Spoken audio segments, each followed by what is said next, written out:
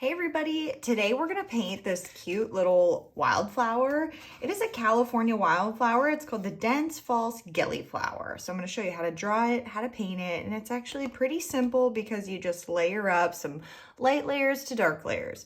So let's grab everything that we need and get started. The first thing you're gonna wanna do is tape down the sides just so you can maintain this pretty white border. Grab your paints. We're using dioxazine purple, Hooker's green, light, sap green, a little bit of turquoise, and maybe some Payne's gray or a little bit of Prussian blue if you have that, just something to darken it up. Now what we're gonna do is we're gonna draw out our gilly flower. The first thing that we're gonna do is make just a few simple lines for the stems. So 1, 2, and 3. That's just kind of getting our placement of the flower on the page. Now what we're gonna do is we're gonna draw these kind of wide U's for the base of our flower. So right below this gilly flower is this really green bit that kind of holds the flower.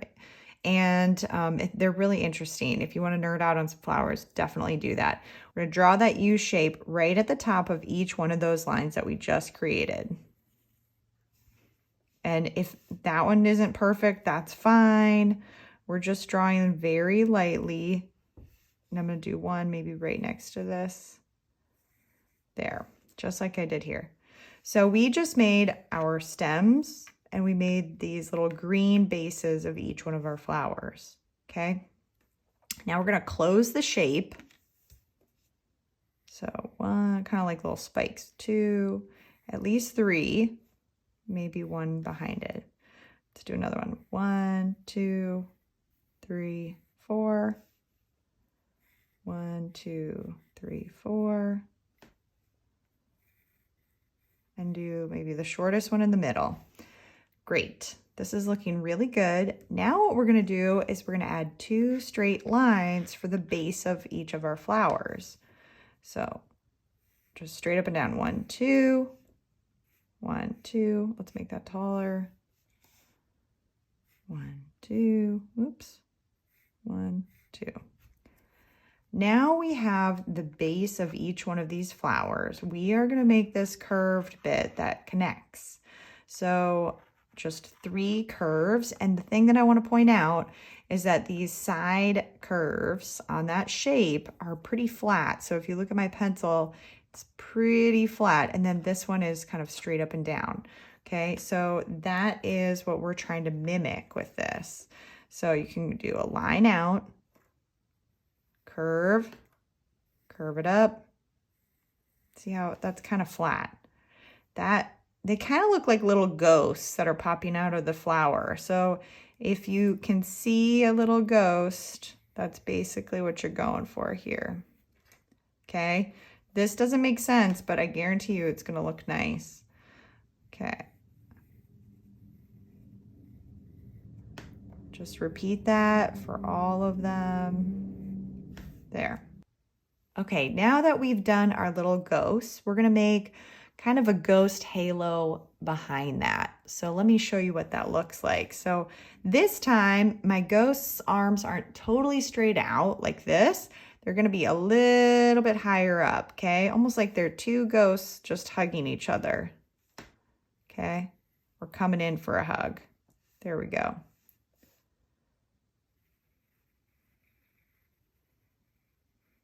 There.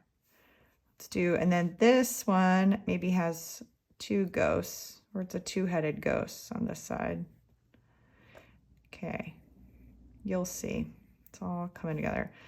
Those flowers are basically done. Now what we're gonna do is we're gonna thicken up this stem and start painting. So just add a second line.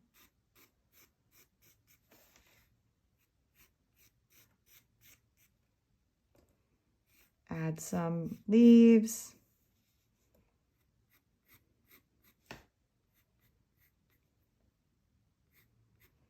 You can add a couple buds.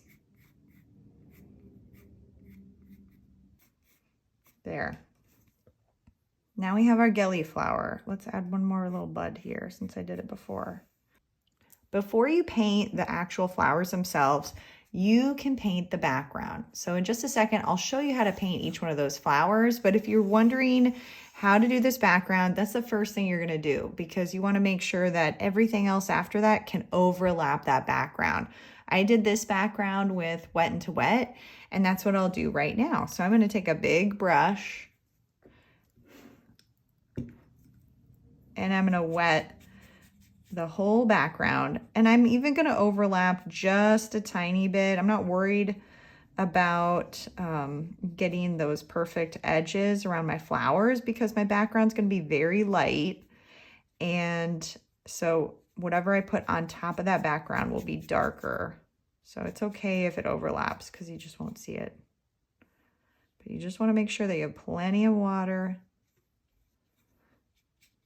I'm gonna just put it all over. And now I'm going to use some of the colors that I have in the picture. I'm going to use turquoise and also a little bit of sap green. I'm going to start out with sap green because the idea that I had for this is, you know, maybe you can just see like a faint background with maybe there's other plants, maybe there's a pop of sky. So I'm just going to drop in a little bit of that sap green. It's okay if it cauliflowers. This is just to kind of fill the background so it doesn't look super plain and white. Just looks more finished when you have the background. And I'm kind of careful around some of the flower petals, but around the green areas, because I'm using green, it really doesn't matter. Now I'm going to grab a little bit of turquoise and drop that in.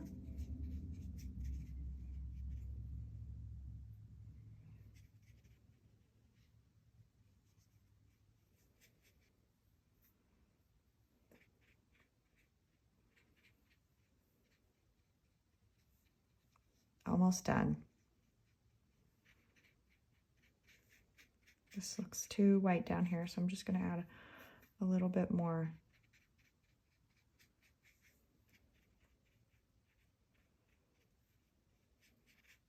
I'm working pretty quickly. I just don't want, oops, there's a little chunk of blue. I don't want any hard edges, so that's why I'm moving quickly. Now, what you're gonna do while that's drying, wash your brush out. I'm gonna grab a smaller brush because then I can create lots of detail. This is a size 6 Princeton Heritage round brush, and I'm going to prep my colors. The first thing I'm gonna do is I'm going to paint the stems of the flowers with a really light layer of sap green. So I'm just gonna activate my paint and prep it. And what you're going for is something really thin and light. So that's pretty light. Whenever I use watercolors, I always work light to dark because you can't erase, you can't cover up something, a light color with, you know, on top of a dark color. So the best way to control your paint is light and then just build up slowly. This is exactly the amount of paint I want. When this is dry, I'm gonna add my first layer. I'm gonna start painting. Mine's probably not that dry, but I think some parts are. So I'm gonna start in an area where I feel pretty confident, and I'm gonna paint directly.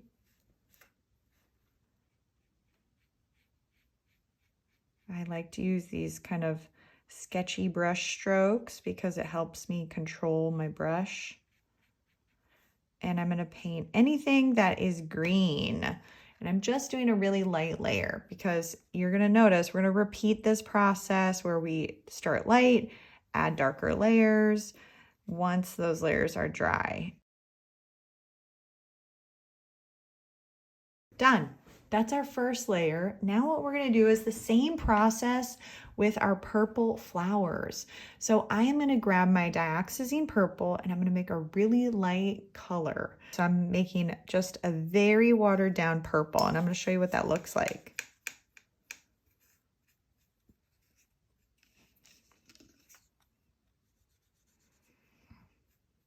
There, a little, somewhere between there.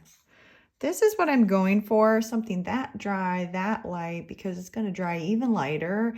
But again, I want to control this layering that I'm doing here. What we're going to do is we're going to paint just the light area on the top of each one of our ghosts. So don't, if you overlap into that first ghost shape, don't worry about it. And I'm going to pull the color towards the center because anytime I lift my brush, it's going to leave more paint just like it did right there. And if I want, if I accidentally leave more paint, I want it to be in the area where the shadow is. So see how I lifted my brush? It left a little naturally just right there. And that's exactly where I want my shadow to be later. So I'm always pulling towards the shadow because every time I lift my brush, remember, gravity is going to leave a little bit of extra paint there. Okay. You can even be purposeful and drop in a little bit more.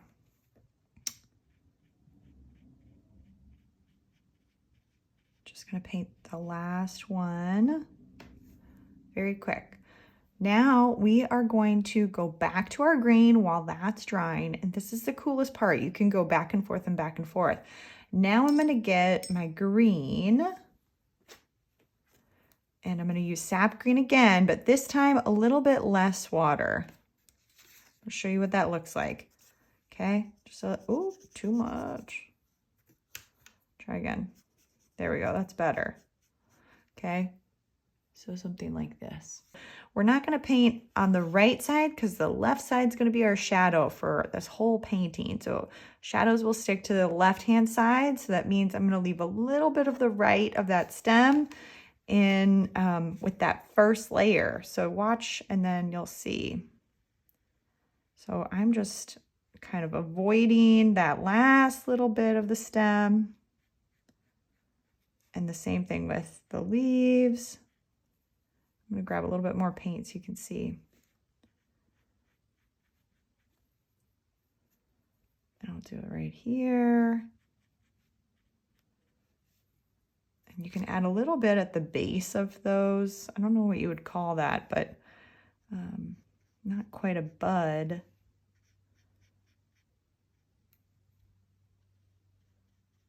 Now, here's the cool thing. This color is very similar to that first layer, but when you layer up, this is that method of glazing, it's going to get a tiny bit darker and darker and darker. So you don't have to worry about this perfect blend in this small space because adding those thin layers will build up those values. It'll build up that color to have this nice rich shadow. We're going to do just a regular layer of a darker purple because there's nothing underneath our ghosts here. Really dark, pretty dark, not too dark, but fairly dark. And I'm going to paint directly.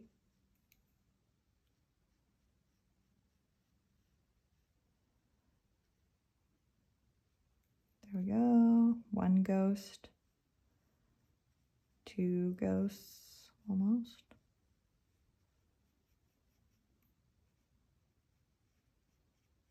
Oops. And if you make a mistake, that doesn't matter. You can just fix it here.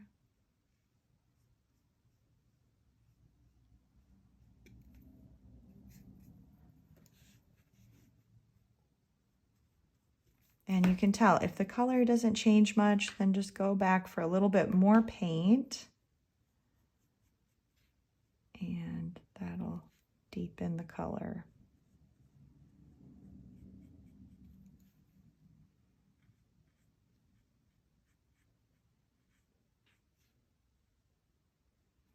There. And probably by the time you're done with this last flower, we can go back, add more shadows to our stems and our leaves. And then we're going to start adding our final shadows, which are on the flowers themselves. Now this is making it look like it's a really big flower, but it's actually itty bitty. These are so tiny. You would probably see them in a cluster. So we're really kind of zooming in on this flower. The next thing that we're going to do, so we just painted these directly. Next thing we're going to do is take our Hooker's green and intensify the stem. So this time I'm going to go for a little hooker's green. You can add a little bit of sap green to it just to mute it, or add a tiny bit of purple or a little bit of Payne's gray to kind of dull it down. We don't want that super bright hooker's green when we're adding this, because otherwise it's just too bright. And what we're going to do, same process, we're going to add it on that left-hand side and keep shrinking the actual brush stroke so that you see it gets darker and darker and darker as it goes to the left, and that shape gets smaller and smaller. So I'm going to show you what that looks like.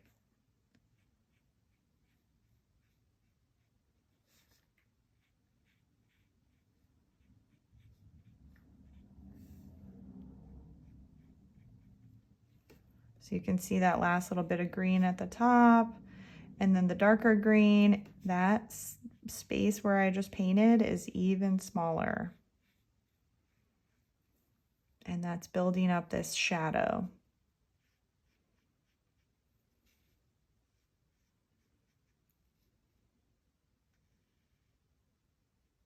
You can do a tiny bit on the right-hand side if you can't see it, but I would avoid outlining it. Otherwise, it's going to look too illustrative or cartoony. There.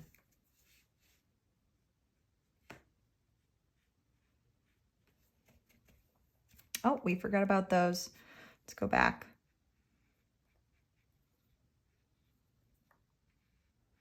So if this happens to you where you're using a minimal amount of paint, it's not blending, just dab your brush off, make sure it has some moisture to it, and then very gently just wiggle that edge and it'll soften it if you're quick enough. This is almost done. This is so cool. So the last part, once your purple flowers are dry, that first dark layer is dry, we're going to add some of these really deep shadows on those flowers and then add any other details that we like. So let's go ahead and do that. I'm going to grab a little bit more of that purple and add it directly to my painting. Make sure that this is dry. Yeah, that's pretty dry. Okay, so where you're placing the purple is really just in two spots. So on that left-hand side, like we've been doing, and a little bit at the base or kind of the tummy of your ghost shape, okay? So if this is the head of the ghost, then these are the arms, just right at the chest or the tummy, okay? So line, line, okay? So line, line, line. That's it. You can blend that out to make it look really nice and smooth. You can keep it as is. So line, line. There we go. And that's making it look kind of bent out towards us.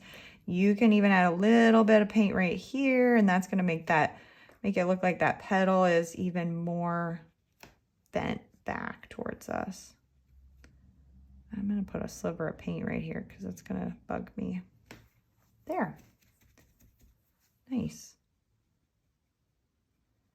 Now, if you don't see it, if you don't see these flowers as is, and you can only right now that I've said little ghosts, if it's kind of stuck in your head, you know, walk away from it for a minute, come back, and this is going to just pop out at you.